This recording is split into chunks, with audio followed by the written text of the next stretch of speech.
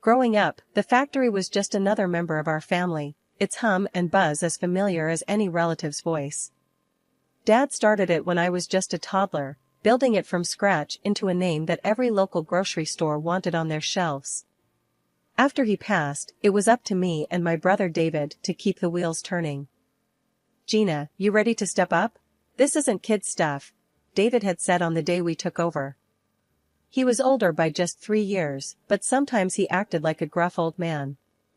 "Yeah, I've been ready," I shot back, more confident than I felt.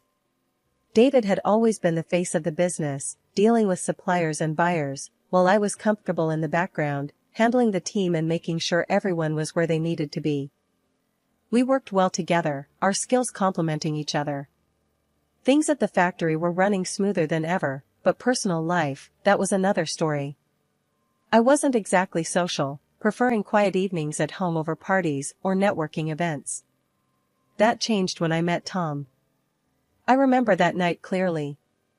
It was one of those rare occasions I let David drag me to a business mixer. I was nursing a drink at the bar, planning my escape, when Tom sidled up beside me. "You look about as thrilled to be here as I am," he said, flashing a grin that caught me off guard.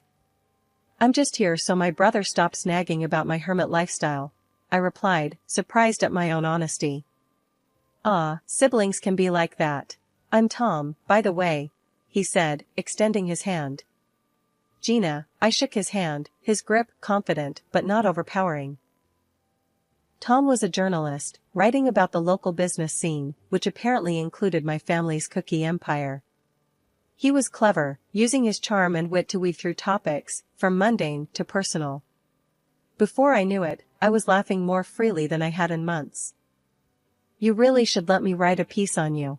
The heiress behind the cookies or something like that," Tom joked, or at least I thought he was joking. "Let's not," I said, more sharply than I intended. "I prefer keeping my life out of the papers." "Fair enough," he nodded, not pushing further, which I appreciated. Despite my initial resistance, Tom was persistent. He sent me messages, light and teasing at first, gradually becoming more frequent and personal. I found myself waiting for them, eager for the distraction from the everyday stress of business. David noticed the change in me. One evening, as we were closing up the office, he cornered me about it. "Who's the guy?" he asked bluntly. "What guy?" I tried to keep my face neutral. "Don't play dumb. You've been smiling at your phone like it's a love letter. Spill it." "It's Tom, the journalist from the mixer. We've been talking," I admitted, bracing for his reaction. David frowned, his protective instincts flaring up. "Just be careful, Gina. Guys like him, they can smell money and opportunity." 6 months later, I was walking down the aisle toward Tom, my heart full of hope for the future. The prenup was David's idea, and though Tom was not thrilled, he signed it. It was just a piece of paper, I told myself, a precaution that we'd never need. I believed in us, in the promise of what we could be together. Life with Tom started like a whirlwind. Suddenly, I was part of a glamorous world, often at arm's length with photographers snapping our pictures as we attended high-profile events. Tom thrived in the spotlight, using every outing as a chance to boost his online presence. One evening, as we were getting ready for another big gala, Tom was fussing more than usual. He held up 2 ties, a silver and a blue one, turning to me. "Which one?" "The silver is flashy, good for photos. But the blue, it pops on camera," he pondered out loud, genuinely torn. "Go with the blue, it suits you better," I said, keeping it simple, my mind more on the comfort of my heels than his tie color. Tom nodded and went with the blue, but not before taking a few selfies in the mirror.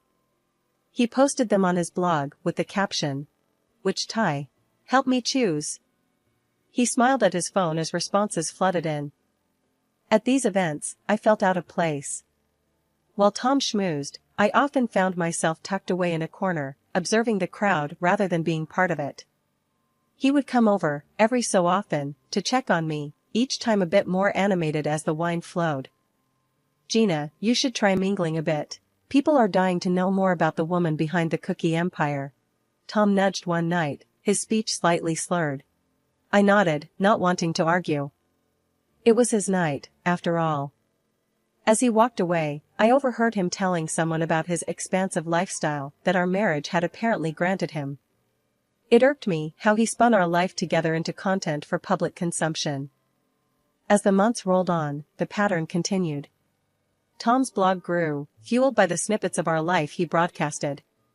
I became more reclusive, retreating into the sanctuary of my work at the factory. The cookie business was booming, and I threw myself into it, finding solace in the familiar chaos of production lines and staff meetings. David noticed the change in me. During one of our late-night check-ins at the factory, he leaned against a packing machine, a concerned look on his face.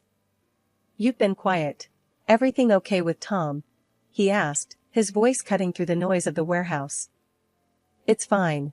Just the usual ups and downs," I shrugged, not wanting to admit how strained things had become. "Gina, remember what I said. Money changes people. Be careful," David warned, his tone serious. "I know, David. I'm keeping my eyes open," I reassured him, though I felt anything but reassured. As I drove home that night, the factory's lights fading in my rearview mirror, I couldn't shake the feeling that the glamorous life Tom so loved was more of a facade, and I was trapped behind it, playing a part one never auditioned for.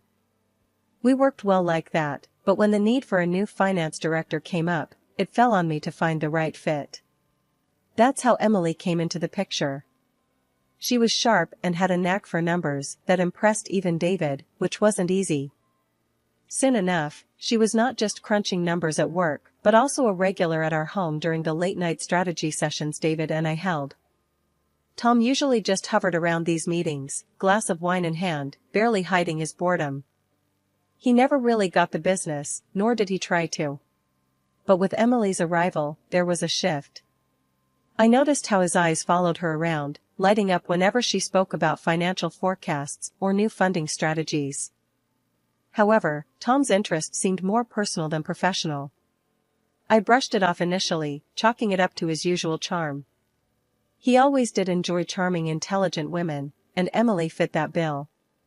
Yet, something in my gut twisted a bit each time I saw them laughing together a little too closely for comfort. One evening, after Emily had left and Tom was in his study supposedly working on an article, I decided to clear the air. "Tom, got a sec?" I leaned on the doorframe of his study, watching him stare at his screen. He glanced up, a little startled. "Sure, what's up?" "It's about Emily. You guys seem to be hitting it off," I said, trying to keep my tone neutral but firm. Tom raised an eyebrow, his fingers pausing over the keyboard. "What do you mean? We're just talking shop. You know, business." "Yeah, I get that. Just seems like you're really into those conversations. Just making sure it's all it is," I pushed, needing to hear him say it. He chuckled, a bit too casually. "Gina, you're worrying about nothing. She's smart, got good ideas. That's all I'm interested in." As Tom went back to his typing, I couldn't shake off the discomfort. His reassurances did little to soothe the doubts creeping up on me.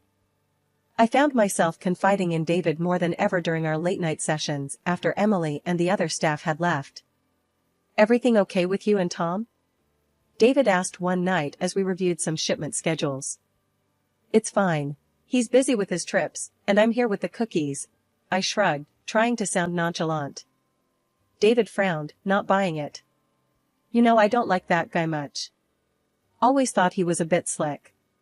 "Just watch yourself, Gina." "I am, David. Thanks," I said, grateful for his concern, but feeling the weight of my marital woes grow heavier. Despite this, life at home and work kept marching on. Tom's travels for whatever stories he was chasing became more frequent, and oddly enough, I was relieved. His trips meant fewer awkward dinners and less tension about him and Emily. I focused on the company, pushing those nagging thoughts aside. The factory was gearing up for a major expansion, and I threw myself into the work. The company was celebrating a record-breaking quarter, and David and I decided to throw a big party for the whole team. The venue was decked out, the music was lively, and the air was buzzing with laughter and chatter. Tom was there too, of course. He had his phone out, capturing everything for his blog. "This is going to be great content," he'd said, winking at me as he filmed the decorations and the crowd. I forced a smile, still uneasy about broadcasting our personal lives. As the party went on, I needed a break from the noise and slipped out to the quieter foyer. That's when I heard them, whispers that weren't meant for my ears. Curiosity piqued, I edged closer to the partition, my heart pounding in my chest. There was Tom in a far too intimate embrace with Emily. The sight knocked the wind out of me, but it was their words that cut deeper. "Just wait till Gina'S money hits our account. We'll be out of here, away to our dream house abroad," Tom whispered, his voice thick with greed and deception. Emily giggled, her voice tinged with contempt. "Can you believe how clueless she is? What a stupid chicken." The room spun as their laughter pierced through me. They were using me, mocking me. The pain was sharp, raw, and it burned through my shock. I stood frozen, the urge to confront them wrestling with the need to protect what was left of my dignity. I chose the latter, stepping back into the shadows before they could see me. My mind raced as I walked back to the main hall. I needed support, I needed David. I found him chatting with a group of employees, his laughter a stark contrast to the turmoil inside me. Pulling him aside, I whispered urgently, "David, we need to talk. Now." His face fell as he saw my expression. We found a quiet corner, and I poured out everything. The affair, the plans, their cruel words. David's face hardened with each word, his protective fury barely contained. "That son of a..." David's hands balled into fists. "And Emily? I can't believe she'd do this. We need to be smart, David. We can't let them destroy everything we've built," I said, my voice shaky but resolute. "You're right. We'll get the auditors on this first thing tomorrow. And a detective. We'll do this quietly, gather all the evidence we need to nail them both," David said, his tone ice cold. The rest of the night was a blur. I went through the motions, smiling and chatting, while inside, a storm raged. Tom came up to me several times, oblivious to the fact that I knew everything. Each time, it took all my strength not to reveal anything. The morning after the party, I was at the office early. David had arranged everything by the time I arrived. "They'll be here in an hour. I've told them it's a routine check, nothing to raise suspicions," he informed me as I stepped into his office. "Good, we can't tip them off." "Not yet," I replied, trying to steady my nerves. The auditors were thorough. They set up in one of the conference rooms, with stacks of financial statements, invoices, and bank records. I tried to focus on my work, but my mind kept drifting to the auditors and what they might find. Around mid-afternoon, one of the auditors called us into the conference room. "We need to discuss our preliminary findings," he said, his expression grave. The room felt suddenly too small, the air too tight. "What is it?" David asked, his voice tense. The lead auditor spread out several documents on the table. "We found numerous irregular transactions. Large sums have been transferred to an external account over the past few months. Here, and here." He pointed to the highlighted lines on a bank statement. I felt a chill run down my spine. "Whose account?" I managed to ask, bracing myself for the answer. "It's registered under Thomas Landon," the auditor replied, looking from me to David. My worst fears confirmed, I fought to keep my composure. "What about any links to Emily Rogers?" I asked, my voice barely a whisper. "We're still looking into that, but given the patterns, it's likely we'll find a connection," the auditor answered. The next few days were a blur of meetings with lawyers and more sessions with the auditors. Each new piece of evidence was a stab in the heart, but also a building block towards the fortress of my revenge. I knew I had to be strong, for myself and for our family's company. As the auditors wrapped up their investigation, the private detective David had hired came in with his findings. He laid out photographs and receipts on David's desk, pictures of Tom buying a luxury car and expensive jewelry, not for me but for Emily.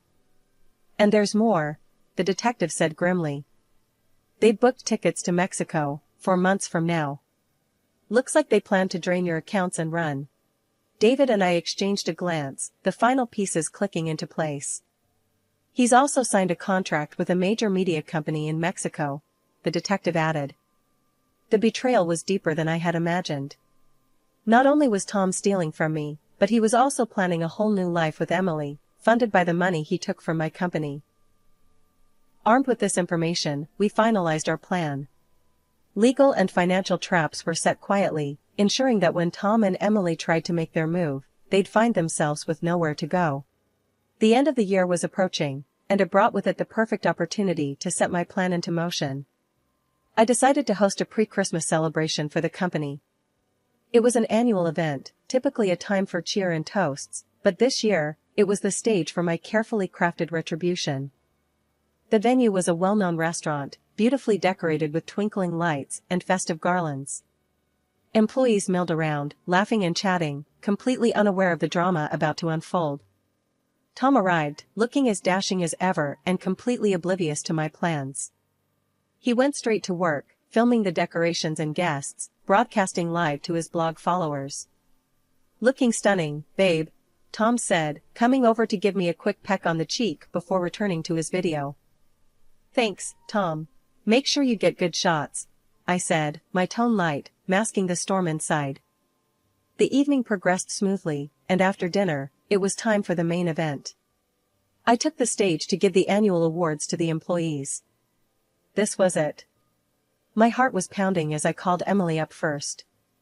"Let's hear it for Emily Rogers, everyone.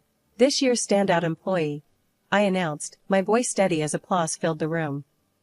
Emily beamed as she walked up, clearly pleased by the recognition. I handed her a beautifully wrapped gift box. "Open it later," I whispered, and she nodded, oblivious to the trap. After a few more awards, it was Tom's turn. I saved him for last, making sure the cameras were still rolling. "And now, for a special recognition. Tom, could you join me up here?" I called out, my voice echoing through the room. Tom looked surprised but pleased as he made his way to the stage. "What's this about?" he whispered, as he joined me under the spotlight. "Just a little something to show my appreciation," I said, handing him a similar gift box. "Why don't you open it now, for everyone to see?" Tom, ever the performer, played up his curiosity for the cameras, tearing into the wrapping paper. The moment the contents were revealed, his face went white. Divorce papers and photos of him with Emily. The room fell silent, all eyes on Tom. His mouth opened and closed, but no words came out. He looked around, desperate, but there was no escape. "And Emily, why don't you open your gift now too?" I called out, my voice clear and strong. With shaky hands, Emily opened her box, pulling out receipts for the car Tom bought her, along with bank statements detailing the stolen money. Tom, usually so composed and confident, stood frozen. The live cameras, still broadcasting to his blog, captured every moment of his disgrace. There was nowhere for him to hide, no narrative he could spin that would undo the truth laid bare before his audience. I took a deep breath and addressed the room. "Ladies and gentlemen, what you're witnessing tonight is not just a revelation but a betrayal of the worst kind," I began, my voice steady but charged with emotion. "For years, this man," I pointed to Tom, "and his accomplice," my gaze shifted to Emily, "have been siphoning funds from our company. They planned to flee to Mexico, thinking they could escape the consequences of their actions." The silence was palpable, the crowd hanging on every word. Tom, regaining some of his wits, blurted out in a desperate attempt to deflect the blame. "It was all her idea. She seduced me into doing this." The accusation seemed to snap Emily out of her shock. She stormed onto the stage, her face contorted with rage. "You liar. You came to me with the plan. You said we'd be free and rich." She lunged at him, her hands flying as she slapped and scratched, her voice piercing the stunned silence. The scuffle on stage was chaotic, with Tom trying to deflect Emily's blows and defend himself, both verbally and physically. The spectacle was not just being recorded but streamed live, drawing a massive online audience. David came up beside me, placing a reassuring hand on my shoulder. He then stepped forward, his voice booming over the microphone, cutting through the cacophony. "Enough," he shouted. "The police are already on their way. Both of you will face charges for fraud and theft. The evidence is overwhelming, and justice will be served." The police arrived minutes later, their entrance adding to the drama. They separated Emily and Tom, handcuffing them amidst the flash of cameras and the murmur of the shocked employees. This whole ordeal, broadcasted live, was a spectacle no one could have anticipated, drawing viewers from all over. As the police led them away, the room burst into whispers and murmurs, the employees processing the night's shocking events. I stood there, amidst the chaos, feeling a mix of relief and profound sadness. What had started as a festive celebration had turned into a public unveiling of betrayal. The live feed was still running, and I realized the camera was focused on me. Gathering my composure, I addressed the audience directly. "Thank you for your support. Tonight was about bringing the truth to light, no matter how painful. We will rebuild, and we will emerge stronger." The support was immediate and overwhelming. Comments poured in, messages of solidarity and encouragement flooding the live feed. People praised my courage and even suggested I start my own blog to share my side of the story. David squeezed my shoulder. "You did what you had to do, Gina. It's over now." But as I looked around at the remnants of the evening, the decorations that now seemed garish, the empty stage that had just hosted a confrontation, I knew it wasn't over.